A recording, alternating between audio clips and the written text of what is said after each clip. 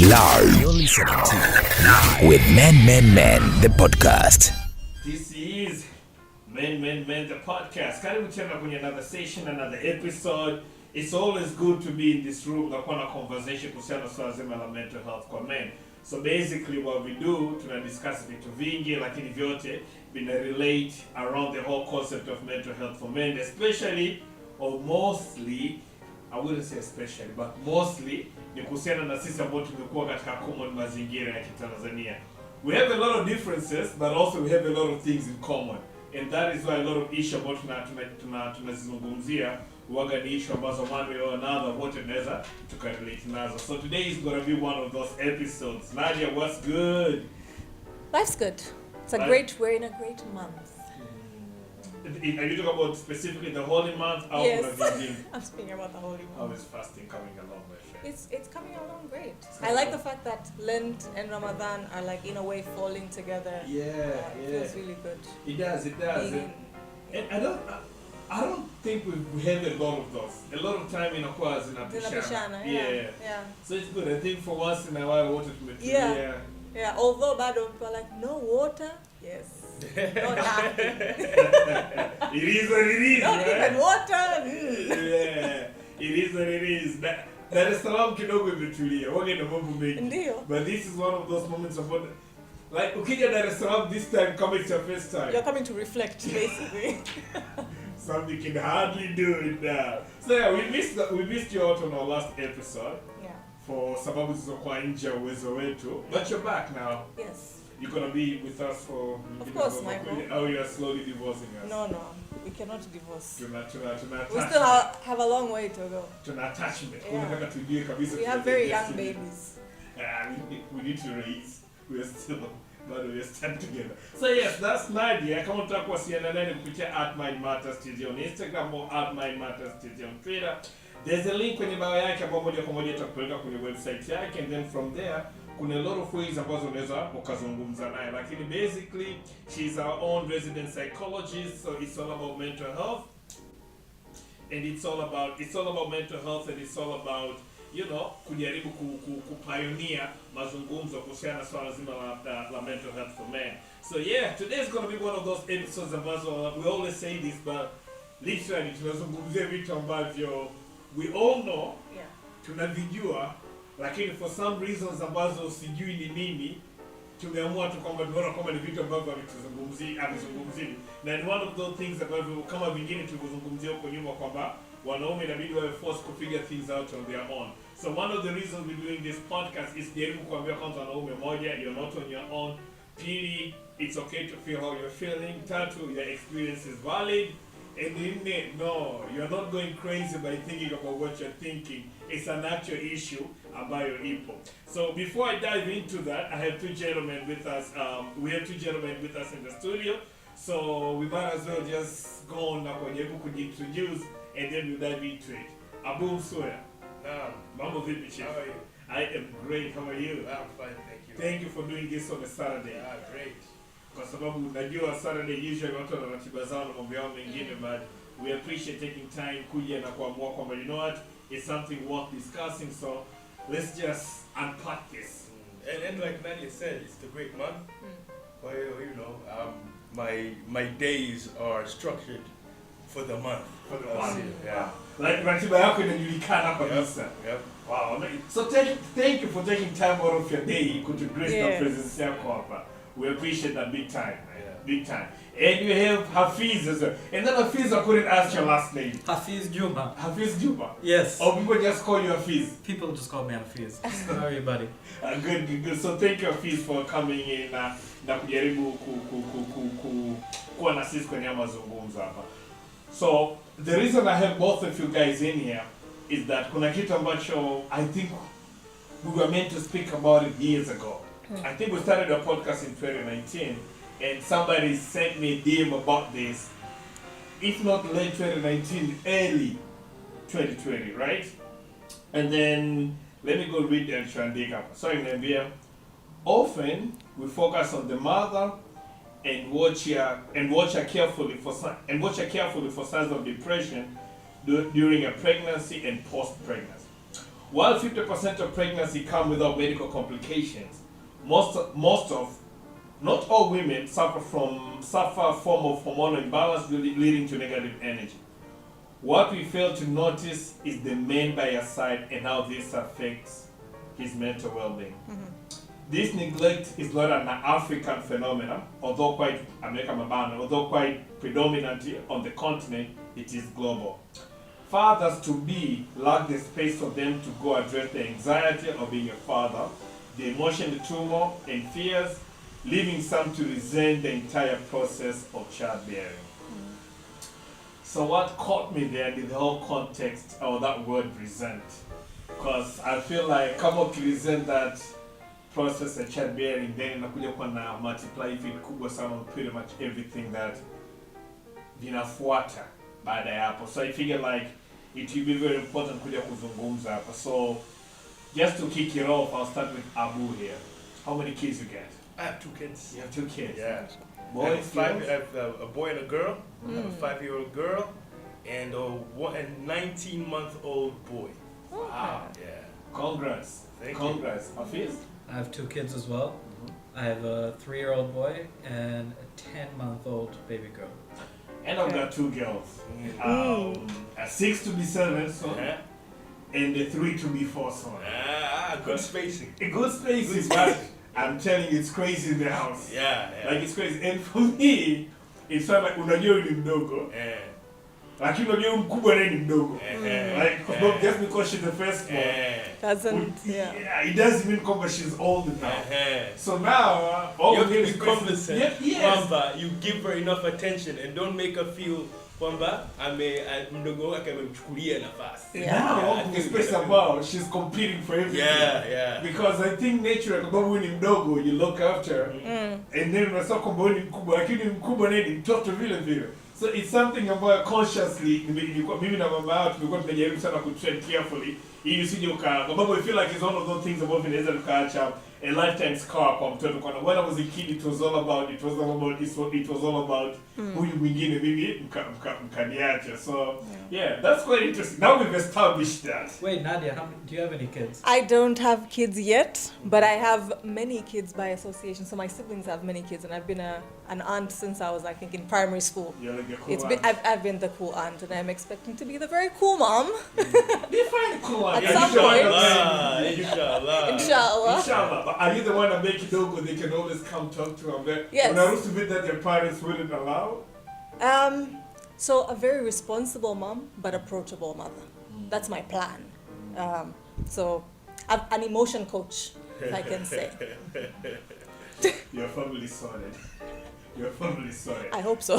Pray for me. Yeah. So so if you bring in the conversation about nataka kuwa nayo now, ni kwamba for the first time wakati naanza kuwa fathers, right?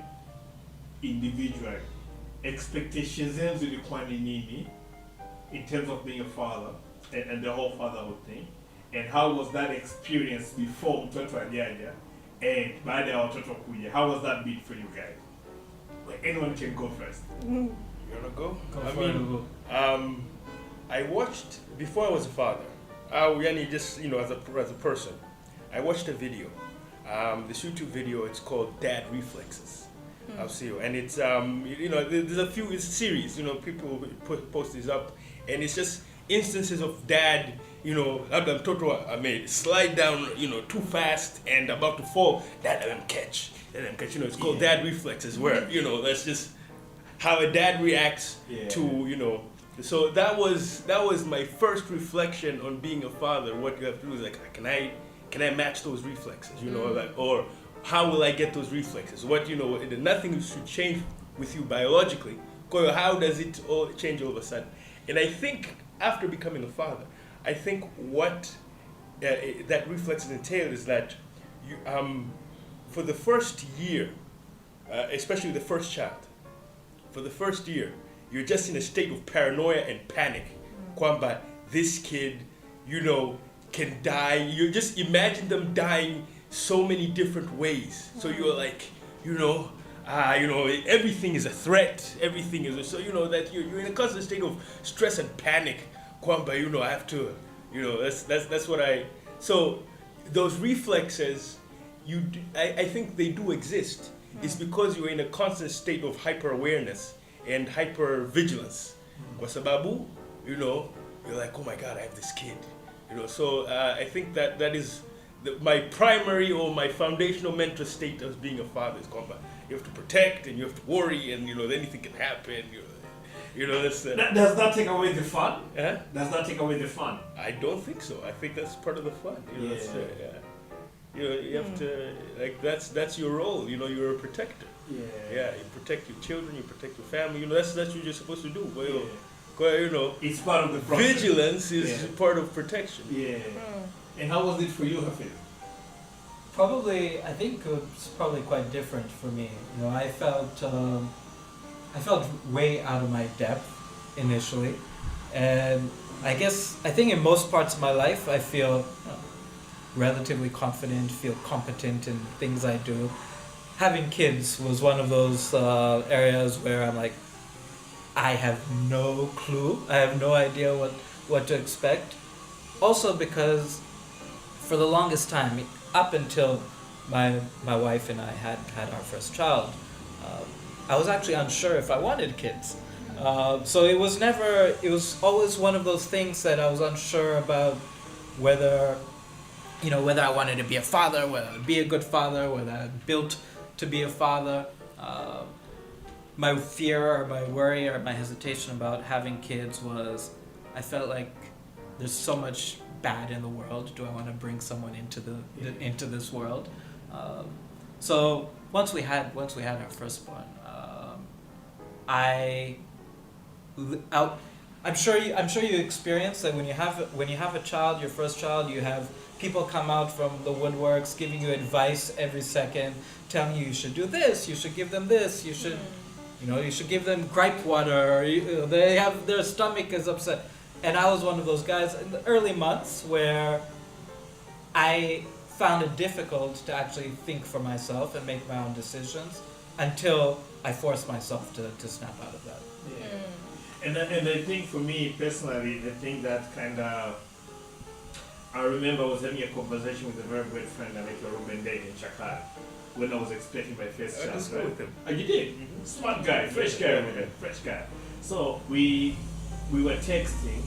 He had gone to Baba before me. So I was like, me. I was like, me, a father. In my mind, I'm like, I'm still a child myself. Anybody know me kitoto kibao? And then how come? And then he said, he said, look at it this way. Kama kazino amekuamini, you can lead a team, nothing's happened, nothing's moving. Chances are you're responsible enough to be a dad.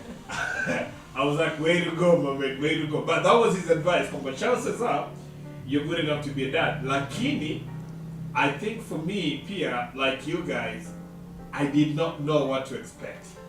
And also just to add to that, I think most of us, or many of us, can be a dad. Yeah. But I don't want to just be a dad. I want to be a great dad. Yeah, exactly. Exactly. Do you feel like, before we go further, do you feel like how you were raised as play a part in terms of how you are now as being dads? Absolutely. Do you copy paste how you're raised, or you're pretty much very specific on what to apply based on Livolelea, how for you it's pretty much, or what not to apply. Or what not to apply. Are you conscious of that? Yes, all the time. And I think for me it's because, one of the things and maybe it's because of my childhood, the way I was raised, I feel one of the things that as fathers or as men we do a poor job with, and especially for sons, is obvious portrayals of affection and love and hugging your child, saying I love you, things like that. I'm very conscious to do on a daily basis, regular basis. I don't want my child or my son to be afraid of love. I don't want my child to be afraid of their emotions. Or not to be able to know how it feels like. What You know, to put the name to the feeling, Exactly. right? Why is that so important, Nadia?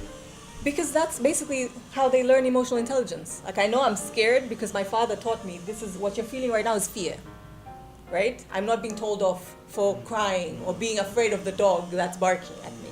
You know, I need my parent to label and say what you feel or what I'm feeling for you, this mushy feeling, it's love. I love you.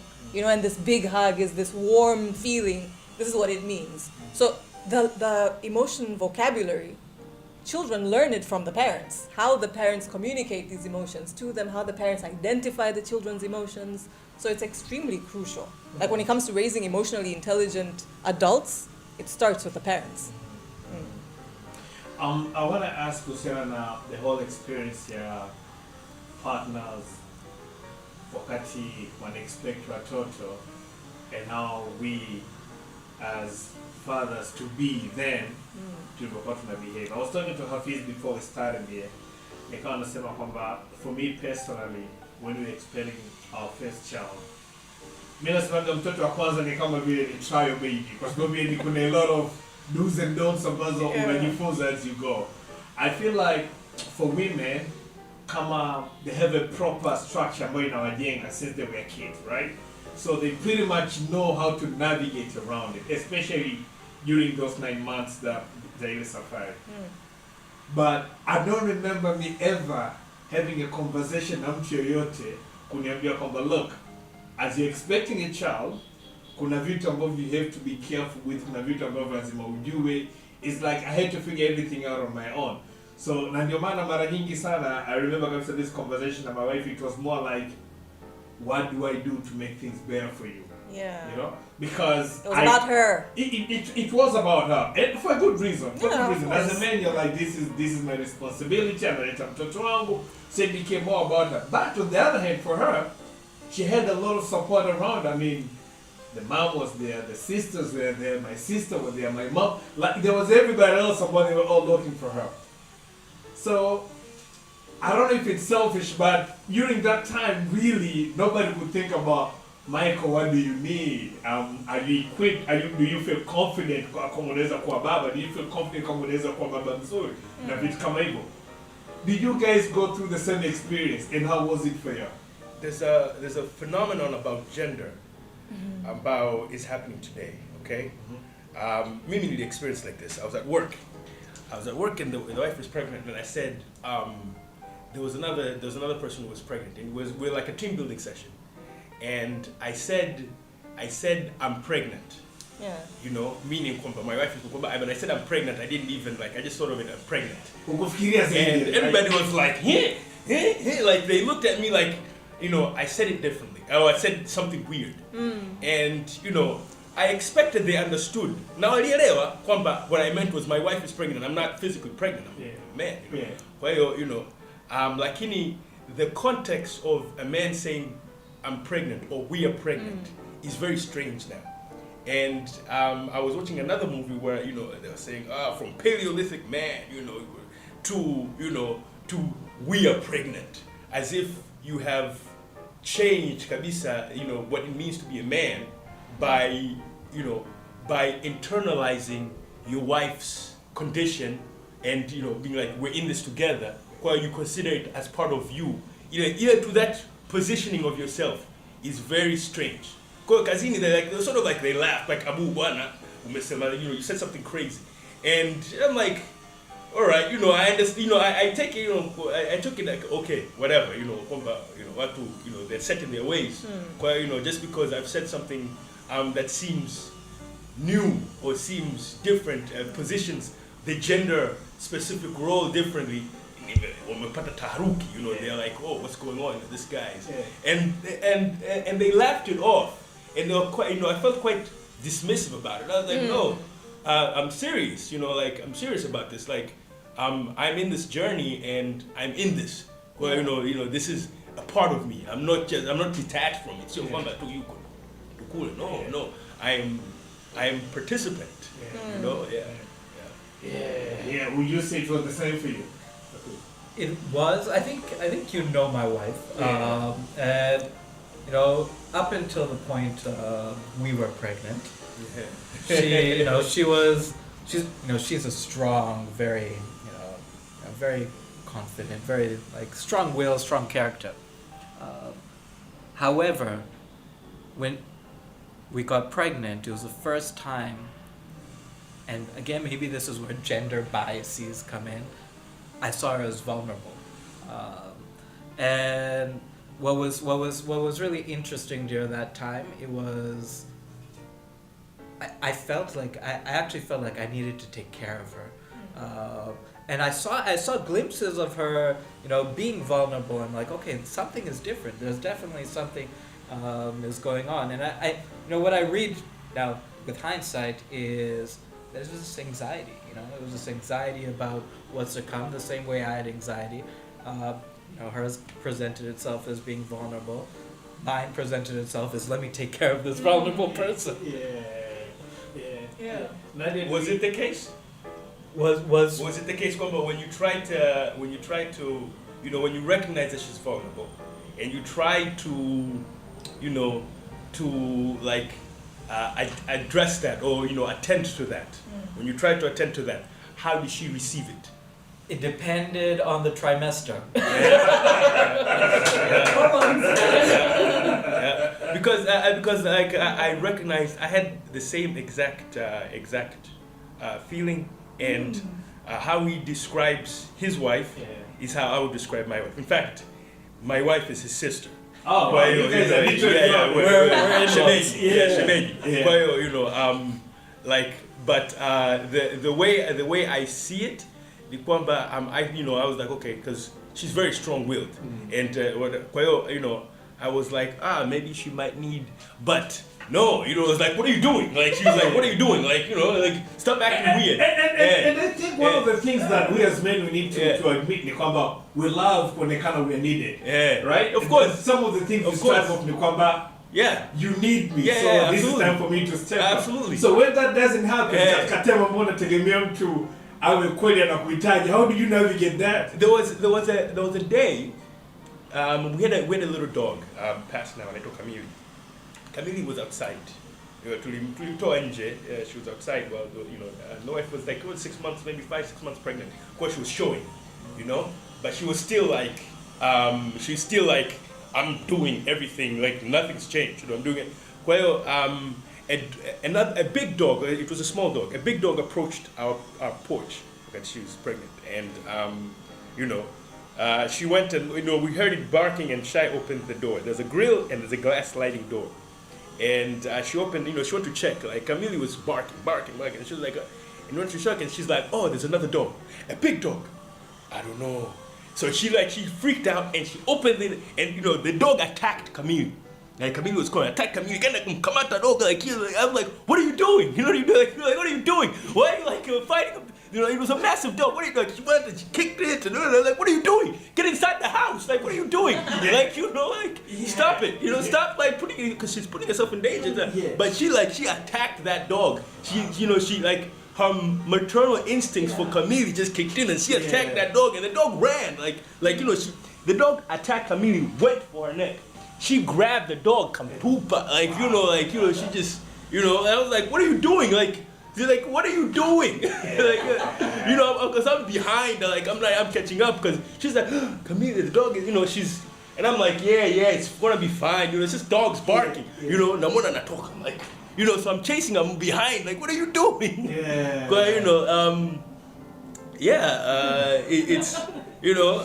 it's, it's like, she's putting herself in danger, and she feels fine, and I'm like, oh my God. Because you're thinking of a lot of other things that could oh have my happened, God, right? anything could happen. That dog could attack you back, Could have had rabies. Rabies cannot be fixed, Oh, she could have tripped. Anything. Anything could have happened. Anything. So. And like I was saying before, your paranoia has kicked in the moment this kid is, because the paranoia has kicked in, like, what am I gonna do? What am I gonna do? Well, you're very vigilant. You're edges. Anything is just. Nadia, do you get to meet, when you practice yako, do you get to meet fathers to be? Do they share the anxiety? Or Not do you that. feel like tunapata anxiety? Do you feel like there's such a thing? Definitely anxiety. So kwanza, ukifikiria tu childbirth or just welcoming a newborn or even getting pregnant, right? It's a major life event. Because as you're both saying, it's like your whole life changes. Like how you conduct yourself, how you and your wife engage with one another in your household, literally how you engage with the community and the world around you, literally everything changes. And that change comes with joy and excitement and, these new sense of purpose to life. Like now there's a bigger purpose. There's these humans that I'm like entrusted with. But it also comes with psychological challenges, like the anxieties, depressive moods. So it's not just mothers that actually experience postpartum or, depression after birth. There's research showing that some fathers also experience that. But again, because we're in this, in the societies we're in, not a lot of attention is paid to the father's experience. In that moment, all the excitement is around the baby, the new mother. The dad's kind of like a support actor. I think also a father doesn't feel like he has the right to feel depressed because look, the mother went through so much. I've just been a bystander. Like, what did you go through, right? Yes. Yeah. But again, we need to acknowledge there's so many, you mentioned there's not physical or biological changes. There actually are. There are hormonal changes that happen in fathers. There's your immune functioning changes, right? There's a lot of these changes that that are researched. They're out there. And they help to build that sense of empathy with the child, that connection. It's not just the mother and the child, even with the father. And it doesn't necessarily have to be that you've carried the child and there's a physical, sign of the pregnancy within you, but those physical changes do happen. The levels of testosterone tend to drop in fathers when the wife's pregnant, when the childbirth happens.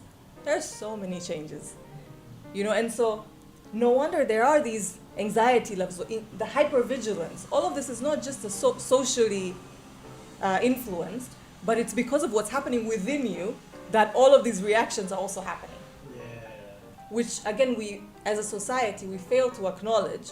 And so it leads to these feelings of fathers feeling, I cannot be entitled to what I'm feeling right now. I need to refocus my attention.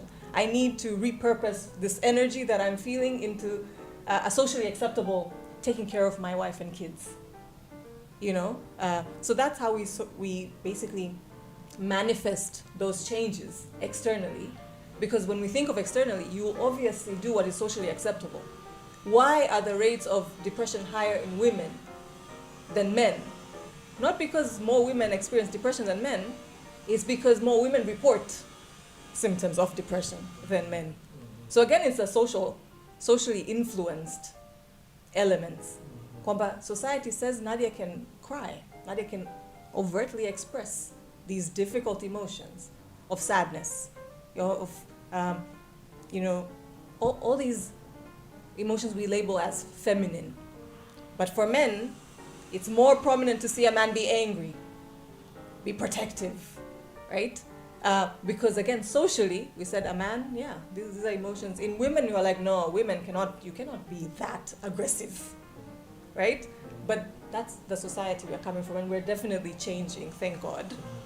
But it's still predominantly, those are the frames we're working with. And I think for me, nikiwaza zaidi, najaribu kwanza the whole concept kwamba, first of all, like Hafiz said, ni kwamba, you are really, as a man, you don't feel like in any position to express any way, shape or form of feeling unaipata kwa sababu you are like, amepata mtoto, that is my child. So whatever it is that I'm feeling, she has gone through worse. Yeah. Like, rightfully so. Like, rightfully so, right? It's a life-threatening It experience. is. So because of challenging, most important thing you can go through. Yeah. So because of that, there's that guilty trip command. Whatever it is that I'm feeling right now, I mean, she went through worse. So if she's not complaining, if she's happy, if she's good now, who am I to express how I'm feeling? And also, there's another thing which, if I could just say something there, is I think, at least from in reflecting and in hindsight, I believe my wife and myself went through some period of I wouldn't necessarily say depression, but definitely feelings of unease post that child. And in hindsight, I think if I expressed how I was feeling more overtly, I think she would have been more comfortable expressing herself. Yeah. Yeah. You would have been in a better So, position to support one another. Exactly. So I think actually, thinking about it is actually, positive to showcase how you're feeling, because your partner will be more likely to open up. But I feel you gotta go back to a lot of us not having the tools na uwezo wa express those feelings, right? Wapo ambao wanaume wapo equipped, they have the tools, they have the means, na they know how to very well express their feelings in a very respectful way na zikapokelewa vizuri, and then discussion ikaanzia hapo kwamba you know what, I'm actually scared, or I don't know how I don't know how to do this that thing well right now, or I have traumas with how I was raised, kwa hiyo I'm gonna need your help kwa kuweza kunisaidia ku navigate through this world ya kuwa baba na vitu kama hivyo. You know what I mean? It's a feeling ambao watu wanaweza kuwa na feel, lakini one of the things I've noticed ni kwamba a lot of men lack the tools za kuweza kuexpress hivyo vitu vizuri, hiyo one. Lakini pia kuna cases ambazo watu wanaona kwamba maybe their partners are not equipped enough kuweza kuhandle mtu akishaelezea that feeling as well, ambayo inasaidia pia watu, inaelekea watu kujenga that wall kwamba you know what, because we've seen a lot of relationships that has never been the same baada ya mtoto kuzaliwa, and it's not because they don't love the child or not that they don't love each other, ila kuna that unspoken thing ambayo ipo pale kati that people do not know how to navigate. Yep. So is And this? it's perpetuated by society. Society already has these roles associated. Yes. Where like you have to, as much as you are thinking, I don't have the tools, or what am I supposed to do? Imagine what the mother is thinking. She's also constructed, or the constructs have been built around her in the same way, and maybe even more so. Kwa sababu child rearing and childbearing is a woman's prerogative. Yeah. The pressure is squarely. You are just like you're an interloper. You're intruding as a man socially in the social construct. Not necessarily in your mind, but there's also, say for example, your expectation of your parents. How your parents, especially the mother, how is her mother going to react? And Mimi, when I spoke with a friend, I asked a family friend, once she had kids, I feel like African parents are in the helicopter. They're in your shit. They're always like trying to figure out. But they mean well. Yeah, they mean well. Like, all in you. But I was like, so they must be very proactive. When you have kids, and you was like, nah, man, these guys, nah, don't expect anything from them at all. They're done. Like they are not useful. Like they're only good for like a few hours of taking care of the kids. But don't expect anything. You're on your own. Is what he told me. And the expectations, as much as you feel society is telling you how you're supposed to behave, when it comes down to it, the members of society that you would expect to be, your partners in this, you're on your own, buddy. Yeah. Wow. Yeah. Yeah. Well, that is very true. But I think, for me, it was it was slightly the opposite, I would say. Sababu. So let's say if you're here from my wife's my wife's side, right? Like they were there, like fully. Like they were there. Yeah. The mother, the sisters, the brothers, like they were there. My mom came in siku za mwanzo, tumepata mtoto, she was there to make sure and then she went back to her place. And but I don't mean that they weren't there. Yeah, but I mean that your expectations and how they react is different. It's different. Is what I'm saying. But not that they weren't there. Yeah. So if you expect them come out kusaidia all the way through, that kuna vitu wanaweza kusaidia lakini kuna vingine no. They're not involved. And to think there's no school for parenting. Yeah. Yeah, you were talking earlier, Hafiz, kuhusiana na pretty much people not knowing what they do, like if they feel like they can give good advice. Yeah. Right? And I think there's also this generational divide where I cannot count how many times my own mother and my mother-in-law, especially with the firstborn, we would do something, or be doing something. Like, no, that's not how we used to do it. Like, no, but research shows that actually you shouldn't. Example of giving water. Water to a child. Shouldn't give water to a baby. They get enough water through breast milk. This is a problem. The Google generation. Yeah. You don't know. You know your phone We raised you. You guys turned out okay. Yeah. Did we? Exactly. I was telling Hafiz before recording when my firstborn was amezaliwa. I think it was for the first 3-4 months. Mtoto alikuwa anaongea maji ya chupa. Like literally nikienda kununua maji kwenye dispenser na niwa na maji mengine ya kuoga mtoto. In my mind I was like, this is not sustainable. I was like, at some point hatuwezi kuendelea kwa hili. But what's the kind of point? Lakini mama yake was very specific. And then nakuja point kwamba mimi as a man, Michael, what do you know about this? Unaweza kuwa na logic kwako ina make sense economically.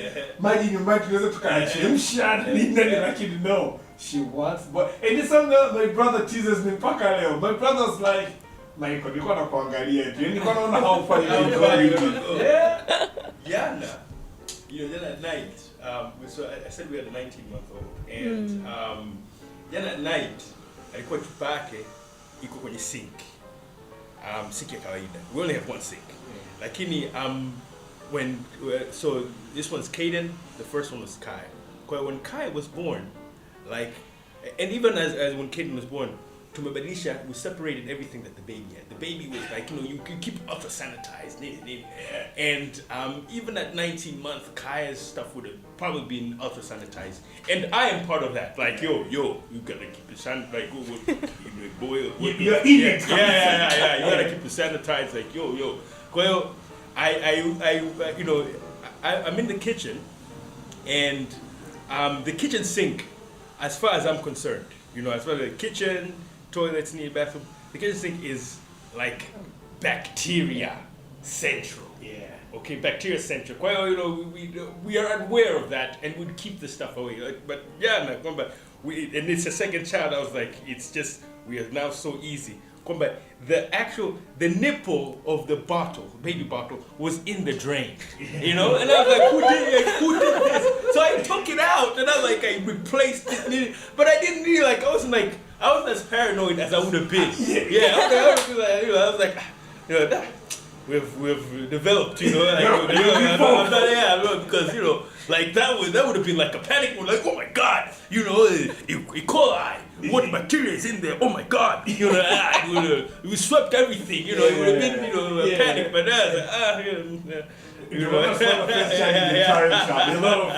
the second child is easy. You're like, we've been I didn't even wash it. I just took it, opened it, I reversed the nipple, and I said, just don't use it again. Don't use it again. I didn't even panic like that. I want us to talk about a little bit in terms of the relationship with the partners, especially baada ya kuwa mtoto during that process, right? Kuna watu ambao it brings them closer sana tu, lakini as a Tanzanian man born and raised here, na kwa kujua changamoto tulizo nazo, vile tunaona kwamba wengi sana they cannot handle that thing. They cannot handle the process. In the sense kwamba moja, maybe kutokujua how to, lakini vile kutokuelewa needs za kwamba tumeongesha vulnerability, tumeongesha kwamba kuweza actually being there na vitu kama hivyo, lakini kuna that period baada ya kuwa mtoto amezaliwa, kwamba when conversation anaanza ku center around the child, what did you guys do to make sure kwamba despite all yote yanatokea, lakini we are not losing what made us get this child.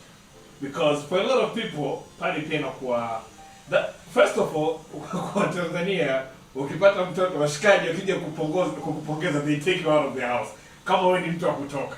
Yeah, nasikia hey man, you've got a child, cool, let's have a drink for this. And I'm like, isn't this the part ambao natakiwa niwe nyumbani zaidi nasaidia? You know, that siwezi kwa probably the washikaji wenyewe they think they're doing the right thing, lakini it is what it is, you know.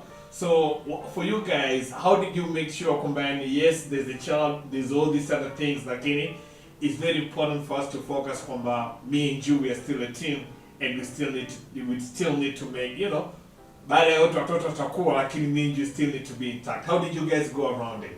Was it intentional, or is something that just happened because you both knew kwamba it has to work? We're still going around it. Yeah, I'm like, well, did I go through it? I'm still in it. I think I'm still in it. I'm still in it. Yeah. Yeah, absolutely. I think, you know, I'll say one thing that has changed. I hope it is short term, but it has changed. Is definitely physical contact between myself and my partner has decreased. Yeah. One, because, you know, when the kids are young, my wife currently is staying home with the children, which means by the time I'm back, she's exhausted. Yeah. She doesn't want, you know, definitely doesn't want to be touched by anyone. Secondly is we put ourselves, again, hindsight is 2020. Right now, our kids sleep with us, in you know, to make and it. That's gonna go on forever. I know. This one guy was telling me that my kid is 11, so we're in a really tough spot right now. So to make it easier for us, so we're not just waking up all the time. We've moved into the children's room. Wow. We have 2 mattresses. Yeah. And we kind of each like, this is your child for the night, this is your child for the night. So that obviously is not sustainable long term, and it's not good for our relationship. We recognize that, but it's not anyone who's co-sleeps with their children will tell you it's a very difficult thing to wean your kids off of. But on the flip side, I'll tell you, 2 weeks ago, about 2 weeks ago, my wife came to me and was like, we need to talk. Okay, what did I do? Usually. It's like, you're working a lot, you're always busy. When you come home, you know, literally I usually do bath, bedtime, wind down with the kids, and after that, we're just exhausted. Schedule? That's the schedule. The schedule. Were you messing with the schedule? Well, no, actually she told me, and she came to me and was like, listen, you need to promise me that you're going to give me 1 hour a day dedicated to me. And I'll choose what we do. And that's your promise, that's what your commitment to me. Like, yeah, I think that's reasonable, that's fair. I'd love to do that. You're saying like a date hour? Like, it's a date hour, but then I think she was trapping me because that date hour has turned into, it's like, so the thing I want to do is go to the gym. And I'm like, no.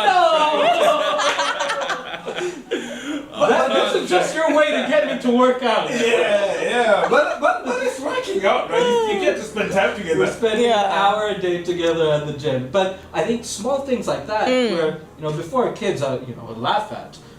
Now you actually have to be very intentional about the time you carve out for each other, and even, you know, sometimes it can't even be an hour. Sometimes it can be the coffee you share in the morning before you're running out of work. But you have to be intentional about things, and I think the moment you stop having the patience or care about being intentional enough is the beginning of that. You're having trouble. But maybe my 4-year-old right now, I'll agree. Anatakiwa alale kwingine. So Bree atalala kwingine. Akishtuka whether ni saa 6 usiku, saa 7 usiku, saa 8, saa 5, saa 4, she's back. Yeah. Like, it doesn't matter ameshtuka muda gani. Like, muda atakaoshtuka yeye, is the time ambayo atakuja mnenani. A lot of time at night naweza kaa nimeana nikasikia to daddy. I'm like, God, come in. Happen. So yeah, you're right, Hafiz, in terms of you have to be more intentional, right? And you have to consciously know kwamba yani there are things that you should do, and if it means putting away your phone na kujua kwamba yani because like you say mwenyewe natoka I leave home I wake up at 6 in the morning, and then you drop off the kids at school, and then naenda kazini, unarudi jioni, naye ameenda kazini, amerudi jioni, wote mnakutana, you're both equally tired, and then mkirudi nyumbani, the kids, they have so much energy, they're on your case, and then by the time they go to bed, say around 8:30, or maybe now you are totally done. Like you are totally done. And then hapo mimi unasema ndo those times when you know you have to make sacrifices. Like, yes, I'm tired. I really am tired. But this person is also very important. Because I have to find a way to make sure kwamba they are included in the parents' schedule. And I think it's one of those things that we don't talk about enough. Even as men, when we hang out, we don't really have those kind of conversations.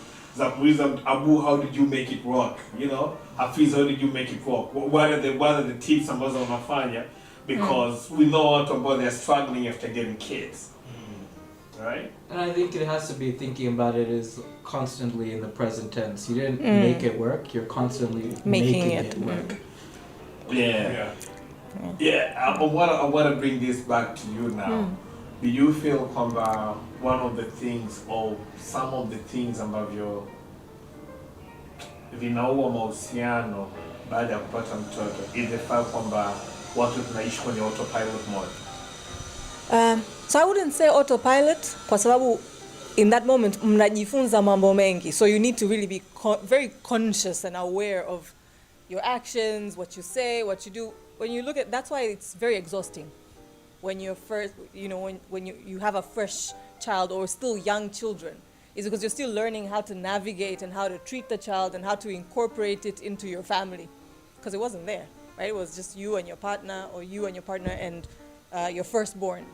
So it's not autopilot. Ni kwamba tu the focus, kama ulivyosema, the attention shifts from us, the husband and the wife or the partners, to the children, which is, yes, the bigger thing in that moment, because that's a huge responsibility that you now have.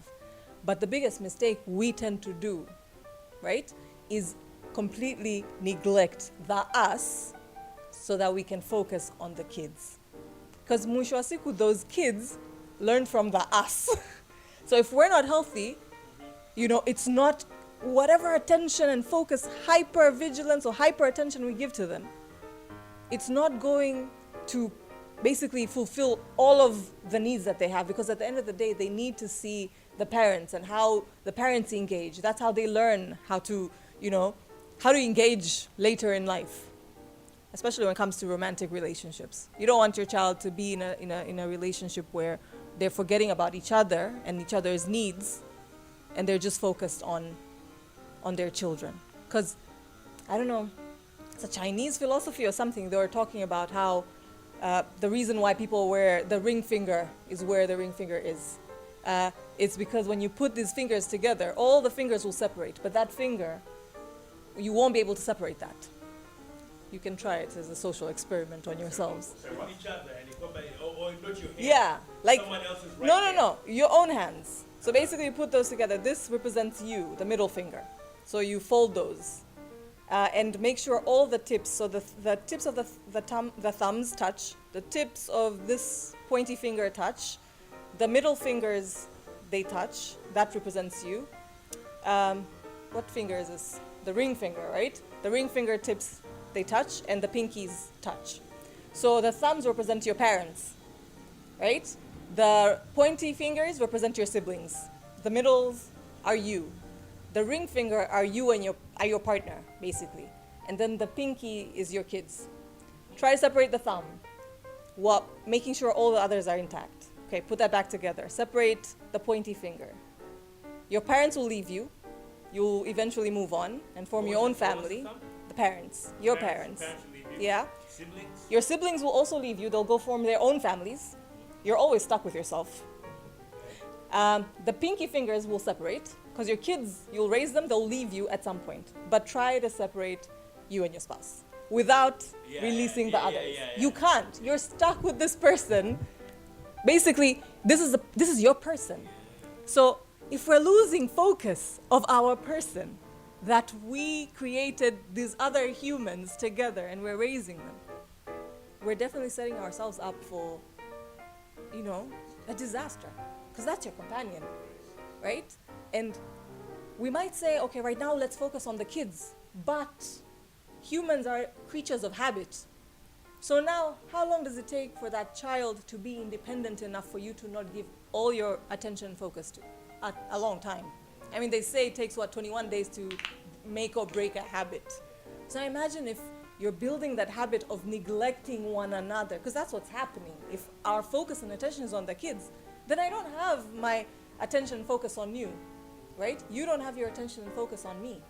We're neglecting one another. We start to live separate lives. The life starts to be about raising the children. The life becomes about, going out, working hard, providing, making sure our kids go and have the best that they can have, right? It becomes a habit. Pole pole, that's how things start to corrode, right? You start to, exactly. And that's what builds a relationship at the end of the day. So if we're not tending to those things, obviously it can change because now you have an added responsibility. Maybe the time, if you were spending 24 hours, okay, that's unrealistic. But if you were spending 5 hours in a day together, undivided attention, you will definitely not get 5 hours. But intentionally saying we're going to have an hour, regardless of whatever is happening, or 2 hours, or even half an hour, to intentionally maintain our bond, have intimacy. Intimacy doesn't have to be sex. Intimacy can be going for a walk, having a chat, speaking about our stressors. Today, work was this shitty, or today the kids gave me a really hard time. You're keeping that intimacy, that bond, that connection alive. And by the time obviously the kids, as they grow, they need you less and less and less. But you've continued to nurture that person that will always be with you, that you will always need, and they will always need you more or less the same amount that they've needed you when you got into the relationship. Because you get into it fully independent. And you choose that I choose to want to be with you. Right? Why did you say intimacy doesn't have to be sex? Because one, most people will be like, but we don't have time, and then the kids are jumping in the bed, and the kids are all over the place, and so we can't have this. And so we use it as an excuse. Sex gets sidelined. It does. Sex gets sidelined. Yeah. And actually, that you mentioned it, and I started thinking, sex is important. Extremely. And sex is very important. Well, you guys have to figure out how you deal. You might not have the same type of sexual relationship that you had before kids, but I think it can easily get sidelined, and I don't want to have to beg for sex. Well, it's not. Yeah, you know what I mean. Exactly. Well, if I need sex, but I don't wanna get a bad reaction by asking for it or whatnot. You can tend to neglect it. Yeah. And I think both of you, you're neglecting it, but you're not realizing. You're not realizing that you're neglecting it, and you're not realizing that you have to when I said intimacy, I didn't mean sex as well. But when you said it doesn't have to be sex, I started thinking that but we should, it is maybe we important. Maybe it's a separate discussion, but sex needs to be discussed. No, but we should discuss it because it's part of the. You can clearly, if you go back, you can clearly tell your sex life before kids and after kids. So it's important. Let's just unpack it. It is and you have to important. we have to, and it's like I said, it's very difficult. I'm not gonna beg for it, but but I might be desperate. Because when you're desperate, you will default to begging. You default to begging because come on, Is that the pride talking? Definitely. Because on definitely, the other hand, on the other hand, I feel like you should be able to have that kind of conversation with your partners. Yeah, Yes. yeah. But I think for men, we're like, come Like, on, you know, even the discussion, do I have to talk about this? What about, how do you feel? You know, why am I the only one who has to feel like I'm the one who has to, you know, like, why is the burden on me? What about you? You know, like, you have a burden too, you know? And that's why it's important to nurture the relationship, Yeah. because then you're creating this safe environment to speak about this. Yeah. Because you know, there's so many changes happening within, let's say, just the female body, right? Maybe they're not feeling very Yes. desirable, or they just not feel like that arousal isn't there. Yeah. But it is important to be able to speak to your partner and say, you know, right now this is what I'm feeling, but I know this is an important element. How do we make this work? Yeah. You know, it's extremely important. And also, that's when the beauty of us living in our very not individualistic, but our collectivistic culture. Grandparents, aunts, like I was used a lot. Like I babysat. That's why I say I'm a mom from experience, just secondary, because I babysat a lot. So those my siblings, my sister and her husband could go on dates and have their intimacy. You know, so it's important to do that and make use of the resources, like the people around you. You know, sending the kids to the grandparents, even for a night. You know, they don't have to be there 24/7 for you, but we have a date night. Maybe it can be one night a week that we allocate. We're gonna get freaky, right? You make a plan. And in this moment, because there's so many changes. Yes, a date night. You know, because that's what you thought, didn't you? Date night. You got a surprise. Date night. Oh, we're working out? Gym. And there's so many spaces, right? Okay, I'm not, I don't know if this is legal, but you have so many spaces. Like if you leave, the kids are at home and someone's babysitting at home, you can go for your gym date. You have the car to be intimate. You have spaces around. I'm not, advocating for like indecent exposure. But you sometimes have to look at what are the resources that we have, because sometimes you're both thinking the same thing, that our kids are always in our faces. How are we going to do this? And you need to get creative. I was talking to, on our last episode, to Longena, this guy named Alexis Kwame, and he was talking about how after Kupata Toto, things changed, right? In terms of the sex life. And for him, the biggest thing, Kwanzaa, alikuwa in the delivery room, right? You went to both times. I did for the first one, and then the second one ilikuwa ni C-section, but for the first one niliingia pia, and then emergency ikatoka, akapelekwa, ikabidi awe emergency akaenda kufanya C-section.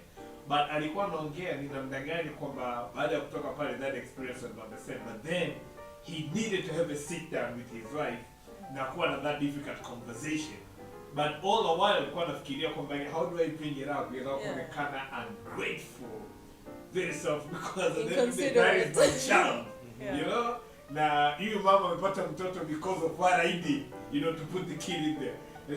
What you did together. Yeah, it's true. Yeah, it's true. But that's the thing. But that's the conscience of a man. Right? Yeah. Komani, where do I get the guts and the audacity? Ya kumwambia kwamba I love this baby so much, but the experience is not the same anymore based on what I saw in the delivery room. It was a very intense conversation, but for him, for the sake of saving his relationship, if he can come as a man, he needs to find a way of understanding conversation. Now, we know a lot of people that keep turning around it, but they can never have that. Now, no matter sometimes maybe doctors will come back, if you don't have the guts, don't get in here. What made you go? I don't think I could have stayed out. It was in fact, the the first one, we had it in South Africa, and they weren't. They assumed I'd be in there, you know. It wasn't a discussion. It wasn't even that.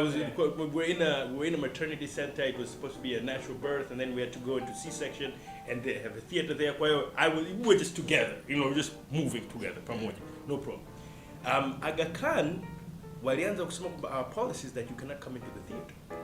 Yeah, Aga Khan. Yeah, They it wouldn't kind of get like into the they theater. started to talk about that policy, and the Shy just laughed like, "What do you think? I tried to stop me from bringing my like I'm gonna definitely have my especially I'm gonna be under. At least I need someone who can at least kick someone, you know. Like I need an agent because she's she was quite. We went in. I went in, and in fact the Aga Khan was way better facilities. We had music on. And what with Bluetooth, I was able to like connect the connect the phone, and the music that I had, Shai was like, "What is this music?" I had like some classical, some soothing, I was. As long as you didn't play Nas. Yeah, no. I would have played Tupac. Beat them up. You say exactly. Like so, and then when the baby came out. I was just with the baby. And she was like, why did you leave me? Like, you left me. You just went, like, the baby. Now you got your baby, Mimi. You left me behind, like, as if I was nothing. And I was like, I didn't even think about that. But she felt it. And I was like, okay. And even now, I'm quite dismissive about it because I was like, the baby was out. She's like, the baby was out. I had to be, again, talking about that hypersensitivity, hypervigilance, like just as a dad, I'm just like my kid, what am I'm supposed to, Because that kicked in, and I think talking about this really, because I think this is very helpful. Talking about it, I start to think about where I was at, and I might even recognize myself, but until I talk about it, I don't really acknowledge that this is where my head is at. I'm just like. I take it for granted because my head is here, it's just natural, or it's normal. Don't actually assess, Yeah. You couldn't stay. There's no way they were going to kick you. There was no way. So the first time around was a difficult birth. Wife had complications, bleeding. I was there doing compressions on her uterus. So it was a very traumatizing experience. Boy. Second child, we're expecting, delivery date is coming. It's like, I don't think I want you in the room with me. I'm like, why? Like, it's gonna give me flashbacks, and I think it's just gonna reignite that trauma, and I think I wanna try and do this solo. The moment her water broke, she's like, it was done. There's no way I was leaving her. And I'm like, after she delivered, I'm like, oh, so what happened to you not wanting to be here? She's like, shut up. Don't use that against me. All the trauma disappears. Why are you bringing up old shit? Because me nakumbuka intentionally wanted to be for the first child, and I was adamant about it kabisa. And I stayed in it was Aga Khan. I stayed in kabisa kwa delivery room. Mpaka pale kwamba sasa ilishindikana, and then it became an emergency case now. About inabidi achukue. And so it was an induced birth kwa sababu muda ulikuwa umefika, so doctor market akafanya process na nani akakia maji those drops na nini. So, and that is when I learned to appreciate it. Like, I knew how to, but I think I learned to appreciate motherhood even more. Kwa sababu ulikuwa na that process ya uchungu ilianza mchana mpaka usiku mtoto hajatoka. Right? And then ukagundua kwamba okay, the baby is too big. Na vile amekaa vibaya. This is a long time. Push. Kwa ikabidi na wamtoa wampeleke kwenye. So maybe all I remember right now ni kwamba nilitaka karatasi, you're the father, sign this. I'm like, what does it what? Like, you don't even have time to ask what does this mean? Like, does it mean she's gonna be okay? Okay, sign, go. Wakatoka kwenye C-section mtoto kazaliwa. For the second child, kulikuwa kuna any other discussions like, no, this one, doctor amemwambia from the get kwamba this one kwa sababu kuna a little bit of militia compared to this one, itakuwa tu ni C-section throughout. So there was not even that discussion ya kwamba even na vitu kama hivyo. Lakini looking back now on the conversation we had on the previous episode, now with what Alex is saying about how that impacted him, and I've had a conversation with fellow men about waliingia kwenye the living room. A lot of them wanasema pia maisha yamekuwa impacted baada, especially swala kwa cause. But then as men we don't speak about it. Did you have a midwife? Yes, there was. You have a midwife, okay? Because well, I had a midwife. Yeah. We had. And she was like, don't be here. She was really, really upfront. Like, wanna be. I think we had an opposite. We had a midwife from like the moment she got pregnant. Oh yeah. And we were talking to her the whole time. Yeah. And she was almost like a coach. Yeah. Okay. In fact, we had two midwives. So we had a midwife in South Africa and we had a midwife in Tanzania. Yeah. Well, they were. I think the midwives, for me at least, were really helpful in preparing me in preparing and helping us for the journey. Yeah. And helping us, me specifically. I was helping people, like as we discussed before. And I guess like at the time when you are delivering, it's probably the most important thing you will do in your life. Yeah. And when you are involved. Me, so the first time the guys were expecting us to come in. Quite, he was like, oh yes, he was coaching me. The doctor is coaching me, explaining, and the midwife that was in the say, right? Yeah, and they said the midwife, because the midwife was there, and the doctor was there. The anesthesiologist, we had like team. Proper support. Yeah, quite, they told me where to go, and they had prepped me to go sit right next to Shai's head, and just talk to her. So they're like, yeah, and like, don't look up, is what he said. Don't look up. And in fact, Hafiz was there, but Nadim's older brother was there. So I called Nadim as it was me, Shaista, and her older brother on the phone. Like, we're talking. We had this relationship where I called him. I don't know. He was support. For some reason, he was like the person I called at that time, and he was good support. And nikaangalia. The doctor that told me not to look. Don't look. I was like, I should have listened. So it was. I mean, it's just you cannot tell me I was not like involved. We are pregnant. I'm defending it at this point. You earned that. I'm defending it. But I also think Kwamba, as we get matured, at least for me, as we get matured, and then you realize more Kwamba during that moment, the little things actually matter. But in a way, share life of death. Life and death, exactly. Nothing else matters. Nothing else matters. Then all I could think about is, please keep her alive. Yeah. Please give me. Yeah, give me my baby. Give me my baby. My mom. And her mother wote tulikuwa Aga Khan. So walikuwa wanapishana corridor wanasali. Like wanaenda huku wanarudi. I remember tumeenda asubuhi mpaka usiku, no food no what. So now ikifika kwamba anaenda theater kwamba it's a case of emergency. Watu walikuwa around wameletea mama chakula. Mama's like, why are you bringing me food? Like, why are you think this is what I need now? No, this is so one of mama wanapishana corridor wanalia, and I'm looking at them like, Michael, there's absolutely no way there was a panic. But I was scared as fuck. I was like, please, yani make sure kila kitu kinakuwa sawa. Like nothing else kilichokuwa kinamata muda ule.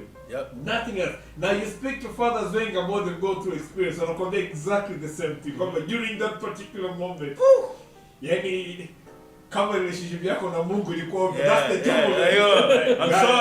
I'm sorry I haven't talked to you in a long time. But please, actually, it's okay. We've been good. I haven't been that bad, And I think that's the essence of having this conversation. That's the essence of it.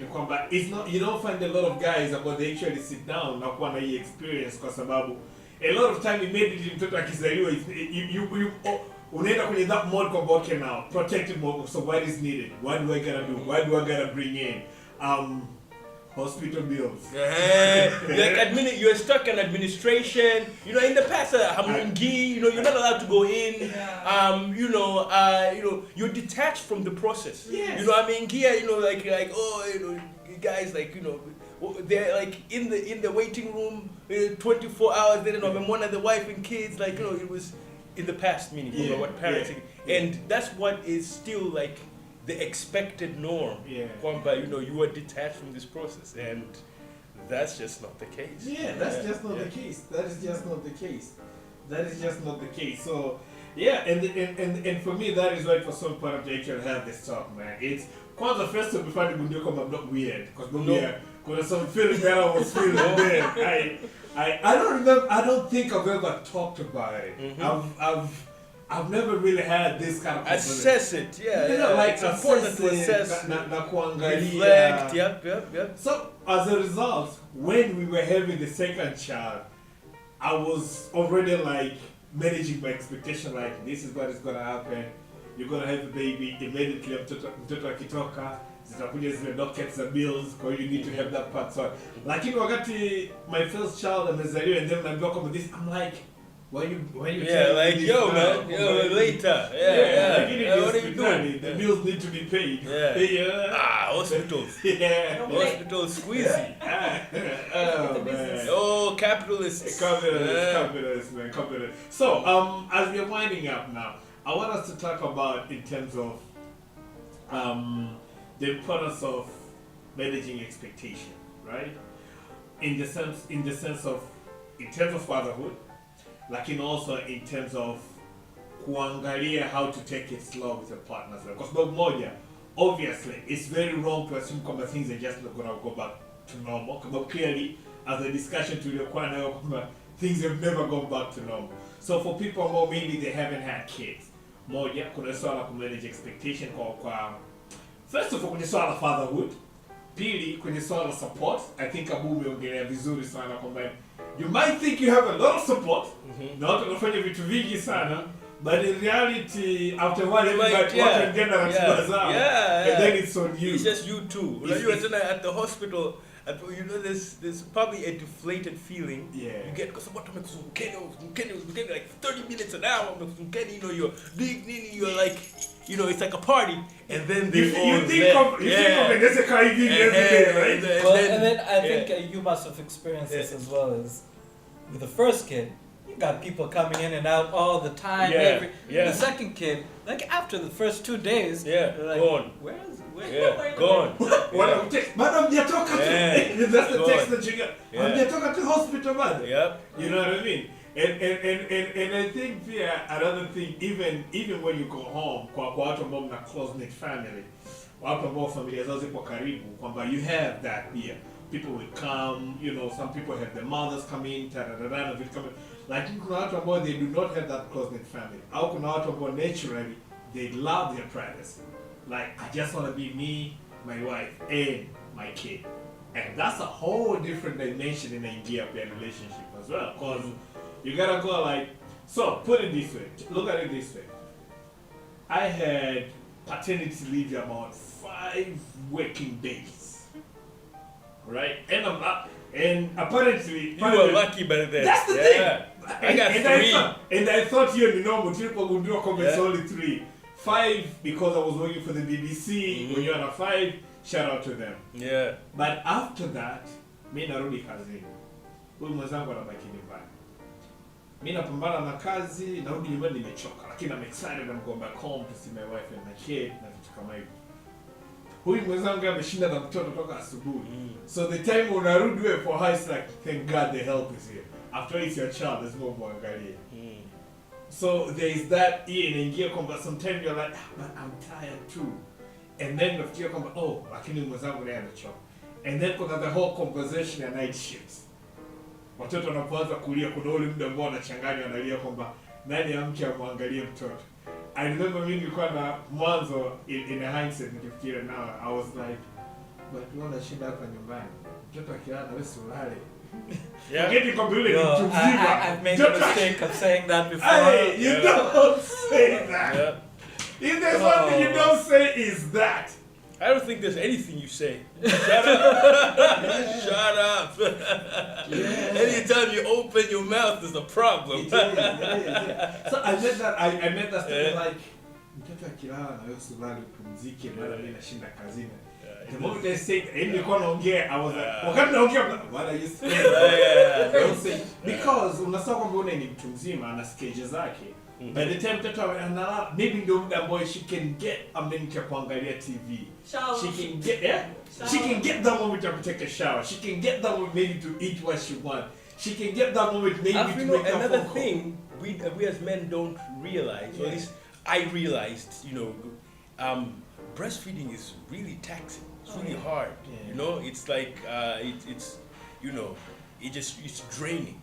Quite it drains energy. I think it even has psychological drain. Like you feel like something is coming out of you. I don't know.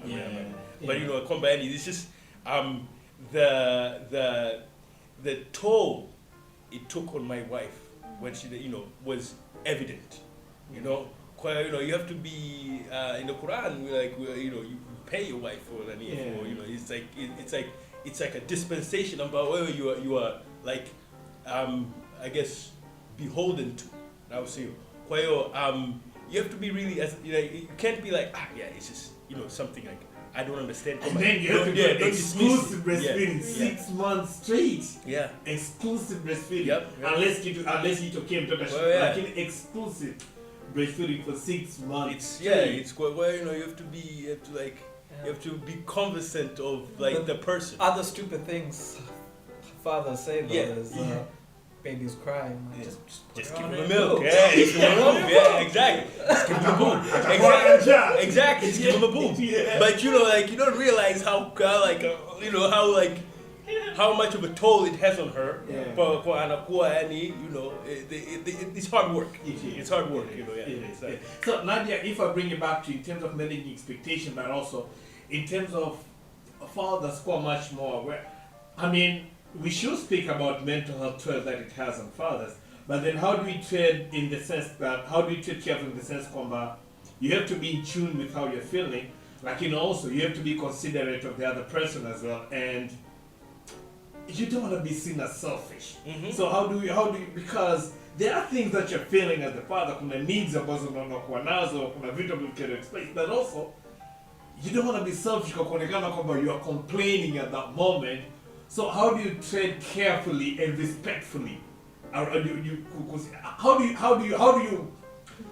deal with that? Let me put it that way. Okay, that's very loaded. But nadhani muhimu is to you have 9 months to prepare.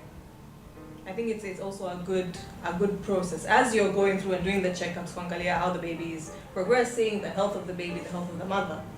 Those are the times you start to prepare. How are we going to address? Being very open. This is your person. I always return back to that. This is the person you said I want to spend the rest of my life with. If you cannot speak to them, who can you speak to? Right? Just being raw and completely honest that our sex life's going to change. Perhaps the first few days we're not going to be able to. Okay, how do we communicate when we feel the desire, the need, or the want? Right? Openness.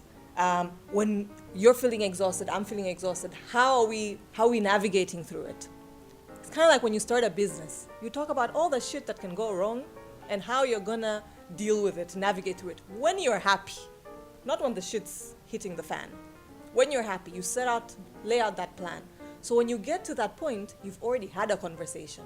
Even if it pisses you off that I said, I'm feeling this way, in your brain already we've had this conversation. I had committed to being understanding, right? And having those conversations, and when we do express, not to always remember to use this I statement, I'm feeling, this is what I'm feeling, right?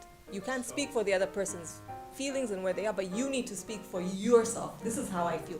I feel neglected when you just focus on the baby the whole day and don't have time for me, right? One, already you're expressing your need that I need to have time with you and to connect with you. And when you just focus on the baby, it makes me feel neglected.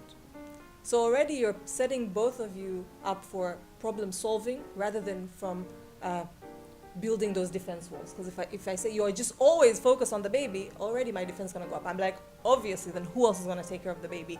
And you're gonna end up in a fight. So learning how to communicate in effective manners, but having that conversation before, right?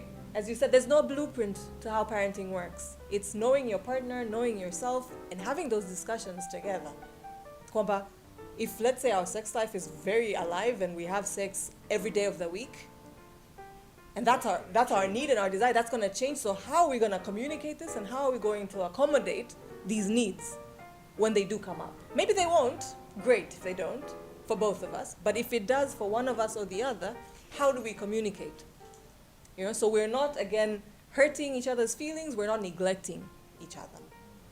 Being able to use those I statements. When you communicate your feelings, it's important because it helps you to problem solve, right? When it comes to these expectations, I don't know if these are expectations to be managed, right? I often don't like saying manage your expectations because it's saying just limit what it is that you're looking forward to. But rather plan. How do we want this to look like? How do we want to navigate new parenthood? How do we want to navigate child rearing? How do we want to navigate our relationship in this moment? Rather than how do we manage our expectations? No, how do we navigate through this? How do we want to see this? How do we want to tackle this? How do we want this to feel like? Because when we come from managing expectations, we're already saying we're not going to get our needs met. We're not going to have what we had. We're focusing on the negative, what we're losing. Right? So already it's putting us in a headspace that isn't something ideal, isn't something desirable. But when we talk about, okay, things are going to change, but how do we want to look like? It's more positive. There's more enthusiasm, right? And we can plan structures around the way we want it to look. It will look different, but this is how differently we want it to look. So I think moving or shifting that mindset from expectations, managing them, to how do we want it to look like realistically, taking everything into consideration. That there'll be hormonal changes, physical body changes, there'll be time management changes, because now your cycle is basically based off of that baby's cycle. No longer your sleep cycle, right? The sleep cycle. So how do we plan around this, having all this information, so that it's still enjoyable, pleasurable? It's something we can look back and say, wow, that was a tough time, but we really made the most of it. Thank you. So, as you're winding up, Prabhu, if there's one thing that you want people to pick from this conversation, what would that be? I guess be there, be present, and you'll get through it. It's not that hard.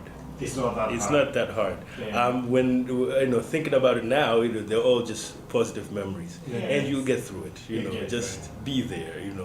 Do your best, and your best is probably good enough. Yeah. Your best is just good enough. But being present, it's super important. And in addition to what Nadia said, like whatever it is that you're going through, it probably won't last. In terms of your emotions. Yeah. It probably won't last. Kama ukiweza kutafuta njia kunavigate na not to manage kuziaddress vizuri. Right? Plan to navigate. Or, have strategies. Yeah. Hafiz, what would yours be? I think really piggybacking off of what Nadia said, instead of shutting down, show up and remember that your partner is your person. And if you can't engage and communicate and be open with that person, then forget children. You're setting yourself up for misery, even beyond. Yeah. Nadia, anything you want to add? Nah, nothing? I think This have is these so new. conversations. Yeah. Like, just have these conversations. And again, as we're seeing here, it's normal. It's normal to experience the difficulties. It's normal to experience the joys. And let us embrace both. Both are part of us. We exist in duality. There's night and there's day. So there will be positive experiences and there will be negative experiences.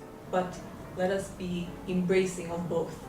Because if we don't embrace the difficult experiences, then we're not going to come up with plans to resolve or navigate through them. We'll just run away. Because you have other new fathers that end up spending their time at work, at the bars, at home with their their primary families where they were born into, to avoid being in those negative situations, right? Which doesn't do anything for you, because you feel at the end of the day you feel guilty that I'm not there for the love of my life, for this child of mine, but you're also struggling. So that denial of your struggle is what's leading to these behaviors that lead to the guilt and lead to the pain, which is just toxic. Yeah, so embrace both. Like the joys, the beauty, the excitement, and also the scary stuff. Because only when you do address it, when accept it and acknowledge it, is when you can choose how you want to navigate through it and how to, you know. I have a friend about so they got the first child. The pregnancy, it was a very scary experience for him in terms of the relationship yake na wife and corona reactions za wife kwenye baadhi ya vitu na vitu kama hivyo, to the extent kwamba ilifika kipindi wakati wife wake na suggest kwamba let's have a second child, jamaa akaambia no. And it was such a horrible experience for me. No, I can't do it. I can't do it. Kwa sababu, what if you go, like, alikuwa anasema, for him it felt like it took a lot of energy to make the relationship work again. Yeah, just to stay. Yeah, so for him, kwamba ukipata tuna mtoto wa pili, we have to go through that again. I am not ready. I don't think I have the energy na nini na vitu kama hivyo ya kuweza kupitia through that thing again. And as we were having this conversation in my mind, I'm like, and probably nitamuuliza kwamba, did you get a chance to have this kind of conversations before? We don't speak enough. We don't speak enough. We had this group, I think it got disintegrated. It was called Dads and Dar. And I thought it was a really nice group. It's still active technically. Like it's turned into like a business group. Yeah, it would not even, but we used to meet every once a month, and we'd go out and we just have a big dinner and drink and just talk. You know, dads you just talk. And I think it was a very healthy thing. Well, you know, everyone would tell you their scenarios. This happened, that happened. You know, you get into the same discussions, and you realize that you're not alone. Yeah, or, and that's very important, right? Yeah. Because sometimes you might feel like, picky up. You go through this, and you know, or the problems are unique to you. Yeah. You know, they are not unique to you. They are more common than you realize. And you know, Yeah, so for him, I'm gonna ask him, like, did you have this kind of conversation before? Or did you have this kind of conversation na watu wengine na kuweza kujua experience yako vipi? Did you have this kind of conversation with some women too? Probably some of them, they went through what your wife went through, na naweza kukwambia how they, because I'm a firm believer kwamba there are some things that for men that only men can understand. Like, kuna vitu ambavyo only ukiongea na mwanaume mwenzako ndio anaweza akakuelewa. And I believe kuna vitu vingine ambavyo mwanamke akiongea na mwanamke mwenzake tu ndio anaweza akamuelewa. So this is one of the things, like, there's absolutely no way maybe ningeweza kuwa na this kind of conversation. I mean, I can have this conversation with my wife, na najua she's very understanding, anaweza kaya, lakini sidhani kama anaweza relate to it. Yes. Kama ambavyo ukiongea na mwanaume mwenzako. It won't have the same resonance. It wouldn't. So that's why it's so important for sisi kama wanaume kuongea na kuanza kujaribu ku break that cycle ya kwamba it's not such a taboo thing. It's not a taboo thing. It's not you know, you're not being an emotional or whatever it is. It's actually constructive. It is constructive discussions. Yeah. So thank you guys for coming through and for making this happen. Like, thank you for having us. Yeah. This was amazing. It was. It really was. So tulikuwa na Msuya, pia tulikuwa na Hafiz Juma. I remember the last time kwenye conversation yetu kuhusiana na mental health for men, but specifically tunazungumzia wababa, first time fathers, being a dad for the first time, experiences na vitu kama hivyo. It has been a great conversation. So kama there's something that we've said that either you don't agree with or you have a personal experience or kuna kitu ambacho unataka kushare, remember ni @MenThePodcast on Twitter and @MenThePodcast on Instagram. Send us a tweet, send us a DM, ask us a question. Bring up another side of the conversation ambao unaona maybe we've left out, and this is what we're here for. So kama unataka kuwasiliana na Nadia ni @MindMattersTZ on Instagram, on Twitter and Facebook. Are you on Facebook or on Instagram? It's there. It's there, but it's not. The important thing, ni kwenda kwenye link. Yeah, just go to the website. Yeah, just go to the website and then Mind Matters, utaweza kubook session kama unataka kuongea naye, au there are different ways unaweza kufahamu mengi zaidi ambayo anayafanya. So till next time guys, thank you for coming through. This was a good one. Hopefully we get to have more of these kind of conversations zaidi na zaidi uko mbele. Absolutely. So thank you. Till next time. Peace. Men, the podcast.